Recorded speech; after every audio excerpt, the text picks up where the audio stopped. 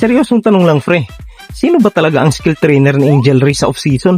Kasi hindi ko na talaga alam kung anong tawag dito. Sa halip na i-layup na lang ng maayos, panibagong basketball move na naman ang inimbento niya nitong nakaraang laro. I mean, look at this clip from her last game. Sa buong buhay ko nanonood ng basketball, ngayon lang ako nakakita ng ganitong uri ng layup na parang glitch sa NBA 2K.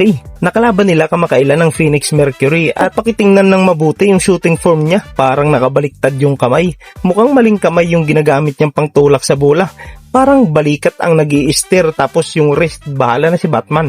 At tignan nyo yung depensa ng Phoenix. Hindi man lang nag-abala si Dewana Bonner na depensahan si Angel Reese. As in nakatayo lang si Bonner. And honestly, makes total sense. Kasi kahit si Bonner, mukhang naguguluhan din kung anong gagawin ni Reese. Nung natanggap ni Angel yung bola, ano to?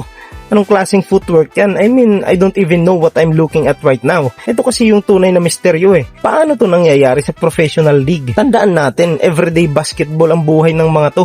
Practice araw-araw, may elite coaches, strength and conditioning, tapos skill trainers, tapos pangatlong year na niya to sa league. Oo, elite rebounder siya, walang makakatanggi doon, monster sa board. Pero yung offensive package at touch sa paligid ng rim, bakit parang pang-region pa rin ang galaw? Hindi naman natin minamalit si Angel Reese. Impressive pa rin yung hustle and stats niya. Pero sa antas ng laro niya, dapat kahit papaano malinis yung layup niya, tapos yung mechanic at release point.